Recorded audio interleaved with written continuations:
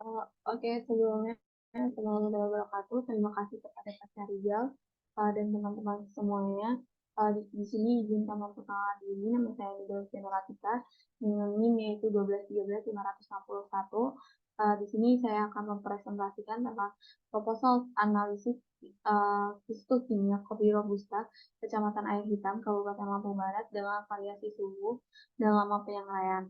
Adapun latar belakang yang saya ambil yaitu perlu kita ketahui bahwa Indonesia sendiri merupakan sebagai produsen kopi terbesar di dunia dengan dimana mencapai 762.000 ton pada tahun 2020 jika berdasarkan dari data Pusat Statistik uh, Indonesia. Nah, uh, kita sebagai Indonesia itu mendapat peringkat keempat dengan uh, negara lain sebagai produsen yaitu negara Kolombia, Vietnam, dan Brazil. Kemudian pada Lampung sendiri terdapat 156.000 hektar, khususnya itu pada daerah Lampung Barat yang dikenal menjadi salah satu kabupaten yang membudidaya kopi jenis robusta.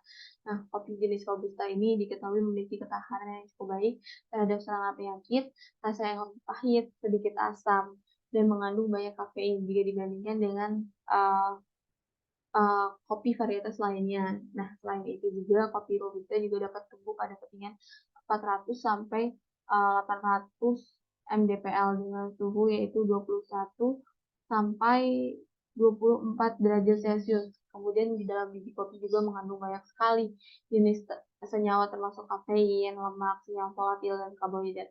Dan flavor yang terdapat di dalam kopi itu biasanya dapat keluar setelah dilakukannya proses penyaringan karena pada proses penyaringan itu terjadi penyusunan rasa, warna, dan aroma pada sebuah kopi dengan melalui suatu senyawa pirolisis dari karbohidrat yang terdapat pada biji kopi dengan mengubahnya menjadi senyawa yang lebih sederhana. Dalam proses penyaringan ini diketahui juga bahwa selulosa, hemiselulosa, dan lignin akan mengalami dekomposisi menjadi senyawa sederhana seperti golongan furan, karbonil, fenol, dan gula reduksi pada proses pirolizisnya.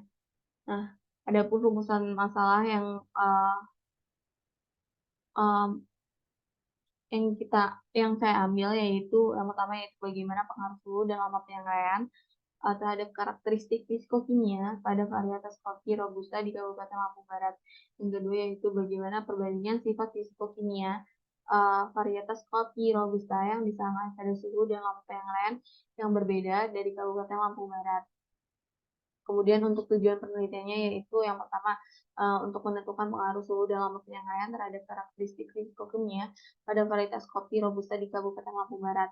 Yang kedua yaitu untuk mengetahui perbandingan sifat fisikokimia varietas kopi robusta yang disangrai pada suhu dan lama waktu penyangrai yang berbeda dari Kabupaten Lampung Barat. Kemudian untuk hipotesis yang diambil yaitu dari penelitian ini adalah semakin naik suhu dan lama waktu penyangrai kadar air dan kadar kafein pada kopi robusta di Kabupaten Lampung Barat ini akan mengalami penurunan atau dapat dikatakan semakin rendah jika dibandingkan dengan kopi yang mengalami penyangraian seperti biasanya. Kemudian yaitu terdapat interaksi antara suhu dan ratan waktu penyangraian yang mempengaruhi sifat fisikokimia kopi robusta dari Kabupaten Lampung Barat. Yang ketiga yaitu terdapat perbedaan suhu dan lama penyangraian yang dilakukan akan menghasilkan perbedaan juga terhadap sifat fisikokimia pada kopi robusta dari Kabupaten Lampung Barat. Kemudian untuk ruang lingkup yang saya gunakan yaitu dengan menggunakan rancangan acak lengkap atau REL dengan faktorial dengan gimana uh, dengan melakukan dengan melakukan variasi 3 taraf pada suhu dan lama penyampaian. Variasi suhu yaitu meliputi dengan 100 derajat Celcius, 180 derajat Celcius, dan 210 derajat Celcius. Sedangkan untuk variasi lama penyampaian yaitu terjadinya lama waktu penyampaian sekitar 5 menit, 10 menit, dan 10 menit. Kemudian untuk sampel yang digunakan akan berasal akan berasal dari Desa Sukajadi, Kecamatan Air Hitam, Kabupaten Lampung Barat. Untuk variabel yang diujikan pada pengujian fisikokimia, yaitu meliputi kadar air, kadar abu, kadar kafein, dan kadar lemak. Kemudian seperti kita ketahui juga, kopi merupakan salah satu bentuk hasil dari perkebunan yang sangat dipengaruhi oleh varietas, waktu panen, kondisi iklim, dan penanaman. Terdapat juga beberapa jenis kopi, antara lain yaitu kopi Arabica, kopi Robusta, kopi Liberica, dan kopi Excelsa. Untuk kopi sendiri yaitu berasal dari benua Afrika, yang dimana khususnya yaitu di negara Ethiopia. Tanaman kopi termasuk ke dalam golongan tanaman yang memiliki sifat yaitu semak belukar yang dapat tumbuh rendah dan membentuk pohon perdu. Ya, dan memiliki dua jenis pertumbuhan cabang, yaitu cabang autotrof dan cabang plagiotrof. Untuk cabang dan pada buah kopi itu sendiri terdapat dari beberapa bagian, yaitu termasuk kulit buah, daging buah, kulit tanduk, kulit ari, dan biji. Nah, pada kandungan kopi juga terdapat berbagai macam komponen seperti kafein, kafeol, amino asid, karbohidrat, lemak, komponen volatil, antioksidan, dan lain sebagainya. Kemudian untuk kopi hijau sendiri, yaitu merupakan kopi yang belum mengalami proses penyelaian, tetapi sudah mengalami proses pengupasan, sehingga masih mengandung kafein dan senyawa polifenol. Pada kopi hijau, yaitu terdapat asam klorogenat yang tinggi, sehingga menyebabkan rasa kopi yang lebih pahit dan aroma yang kurang mencolok jika dibandingkan oleh kopi yang sudah dilakukan penyelaian. Hal ini disebabkan oleh adanya interaksi antara senyawa prosianidin dan glikoprotein. Pada kopi hijau juga mengandung sekitar 43 jenis polifenol dengan asam klorogenik menjadi komponen utama, yaitu berkisar antara 6-12%. Pada kopi hijau juga memiliki keunggulan yang terletak pada kandungan asam klorogenat dan antioksidan yang memiliki kandungan lebih tinggi jika dibandingkan dengan kopi yang telah melalui proses penyelaian. Untuk kopi Robusta sendiri merupakan jenis varietas kopi yang menonjol dengan kandungan kafein, kualitas, cita rasa, dan harga yang lebih tinggi jika dibandingkan dengan varietas kopi yang lainnya. Untuk pohon kopi Robusta sendiri dapat tumbuh pada ketinggian 400-800 mdpl atau setara dengan di atas permukaan laut dengan suhu optimal berkisar antara yaitu 21 hingga 24 derajat Celcius. Oleh karena itu, biasanya varietas ini cocok untuk dibudidayakan pada dataran rendah, salah satunya yaitu pada Kabupaten Lampung Barat. Buah kopi Robusta ini saya memiliki karakteristik yaitu berbentuk bulat, berwarna merah gelap untuk yang sudah matang dan menempel pada bagian tangannya. Dan untuk dapat berbuah dengan baik, yaitu memerlukan waktu sampai 3-4 bulan. Kemudian untuk waktu dan tempat penelitian. Pada tempat penelitian ini dilakukan dengan mengambil sampel kopi Robusta dari Desa Sukajadi, Kecamatan Air Hitam, Kabupaten Lampung Barat. Dan untuk pelaksanaan penelitian dan kemudian dilakukan di Laboratorium Kimia dan Gizi Pangan Institut Teknologi Sumatera. Dan untuk waktu pengujiannya, pada tugas akhir ini dilaksanakan pada bulan Mei sampai November 2024. Kemudian untuk alat dan bahan yang digunakan, yang pertama yaitu adapun bahan yang digunakan yaitu dalam penelitian ini merupakan kopi Robusta yang berada di Desa Sukajadi, Kecamatan Air Hitam, Kabupaten Lampung Barat, serta Aquades dan Kata Stable. Dan untuk alat penelitiannya yaitu berupa cawan, gelas cup, gelas ukur, desikator, grinder, penyaring dengan berukuran yaitu 80 ml, kemudian sendok stopwatch, termometer, timbangan, dan oven, serta cawan porselen. Untuk pada tahap persiapan bahan yaitu dilakukannya penyiapan bahan dengan biji kopi hijau, yaitu sebanyak 200 gram biji kopi hijau, yang dimana selanjutnya dilakukan penyangraian dengan 3 variasi, yaitu suhu 100 derajat Celcius, 190 derajat Celcius, 210 derajat Celcius dengan lama waktu penyangraian yaitu sekitar 5 menit, 10 menit, dan 15 menit. Untuk proses penyangraiannya dilakukan dengan sebanyak 3 kali. Kemudian dilakukan penimbangan berat kopi setelah penyangraian dan dilakukan pressing selama 7 hari. Dan setelah dilakukan pressing selama 7 hari, yaitu dilakukan penggilingan untuk dapat menghasilkan kopi bubuk. Kemudian dilakukan penyaringan dengan menggunakan ayakan ukuran 80 mesh, sehingga menghasilkan kopi bubuk dengan ukuran yang seragam.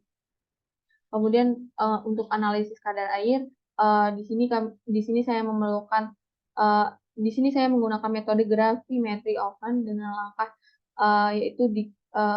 yang pertama yaitu dipanaskannya cawan porselen hingga suhu yaitu 105 derajat Celcius selama 30 menit, kemudian didinginkan di dalam desikator selama 30 menit, kemudian ditambahkan 2 gram kopi bubuk ke dalam cawan porselen yang telah diketahui berat kosongnya. Nah, kemudian untuk selanjutnya dilakukan pengeringan sampel dan cawan porselen ke dalam oven selama 3 jam pada suhu 105 derajat Celcius. Kemudian didinginkan di dalam desikator. Setelah sampel dingin, dilakukan penimbangan sebanyak 2 kali untuk mengetahui berat hasil akhirnya. Kemudian dilakukan perhitungan untuk menentukan kadar air dengan rumus yaitu persen kadar air sama dengan W per W1 dikali 100. Kemudian untuk analisis kadar abu, yang pertama yaitu dilakukannya penimbangan 3 gram kopi bubuk, kemudian dilakukan penempatan sampel ke dalam cawan porselen yang sudah diketahui berat kosongnya. Kemudian dilakukan pemanasan hingga suhu maksimum yaitu 550 derajat Celcius di dalam tanur hingga terbentuknya abu yang sempurna. Kemudian setelah dilakukan pengabuan, maka dilakukan pendinginan di dalam desikator. Setelah dingin, kemudian ditimbang hingga memperoleh berat tetap, dan kemudian dihitung kadar abunya dengan menggunakan rumus yaitu persen kadar abu sama dengan W1 min W2 per W dikali 100%, di mana dengan W yaitu merupakan berat sampel sebelum diabukan, kemudian W1 yaitu merupakan berat sampel ditambah cawan porselennya setelah diabukan, kemudian W2 yaitu merupakan berat cawan kosong. Nah, yang kemudian yaitu analisis kafein. Pada analisis kafein ini dengan dilakukan pengambilan 1 gram kopi bubuk dan MgO, kemudian dimasukkan ke dalam Erlenmeyer, kemudian dituangkan air sulingan yang telah dididihkan, kemudian dilakukan pendinginan, penimbangan, dan disaring hingga diperoleh ekstrak tepat 50 ml. Nah, setelah langkah itu kemudian dipindahkan ke dalam lampu pemisah dan ditambahkan H2SO4 dan kemudian dilakukan pengekstrakan dengan 10 ml CHCl2 dan dilakukan pengocokan dengan kuat selama 1 menit. Kemudian selanjutnya dilakukan pengaliran CHCl2 melalui labu Keldal yang sudah diberi kapas penyumbat dan larutan KOH yang diekstrak dengan CHCl, kemudian ditambahkan larutan lainnya, dan kemudian dilakukan pembilasan leher dengan 3 ml CHCl2 pada bagian bawah labu, dan setelah labu dibilas dengan teknik Keldal dan diletakkan pada rak di jetsi, ditimbang nilai kandungan kafein, kemudian dan dihitung menggunakan rumus yaitu persen kadar kafein, yaitu sama dengan C per W dikali V dikali PP dikali 100%. Untuk PP yaitu merupakan faktor pengenceran, V merupakan volume larutan akhir, W yaitu merupakan bobot sampel, yang C kemudian yaitu konsentrasi KPN dari kurva kalibrasi. Dan untuk analisis kadar air, mohon maaf, di sini merupakan analisis kadar lemak, yaitu dilakukannya penimbangan 1 gram kopi bubuk, kemudian dimasukkan ke dalam gelas piala. Selanjutnya ditambahkan 20 ml air dan HCl 25% ke dalam gelas piala, kemudian dilakukan penutupan dengan menggunakan kaca arloji dan dididihkan hingga 15%, hingga 15 menit. Kemudian dilakukan saring dan juga mencuci kopi dengan menggunakan air panas. Kemudian dikeringkan kopi dan kertas saring dengan suhu yaitu 100 sampai 105 derajat Celcius. Kemudian setelah itu dimasukkan ke dalam pengekstrakan menggunakan heksana selama 2-3 jam pada suhu 80 derajat Celcius dan kemudian dilakukan penyulingan dan pengeringan. Dan setelah dikeringkan, dilakukan pendinginan di dalam desikator dan ditimbang sampai mencapai bobot yang konstan. Dan kemudian dilakukan perhitungan dengan menggunakan rumus yaitu persen kadar lemak sama dengan W dikurang W1 per W2 dikali 100, di mana W2 merupakan berat lemak setelah ekstraksi, W1 merupakan berat lemak sebelum ekstraksi, dan W merupakan berat sampel.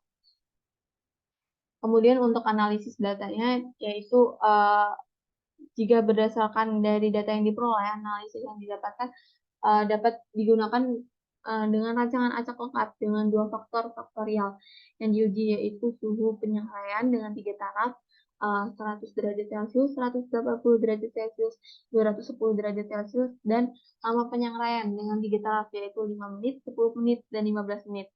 Untuk data yang diperoleh, kemudian dianalisis dengan menggunakan analisis ragam ANOVA.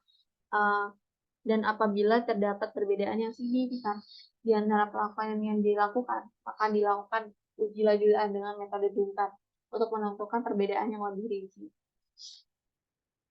Sekian presentasi proposal yang dapat saya sampaikan. Jika ada salah kata atau kurang, saya mohon maaf.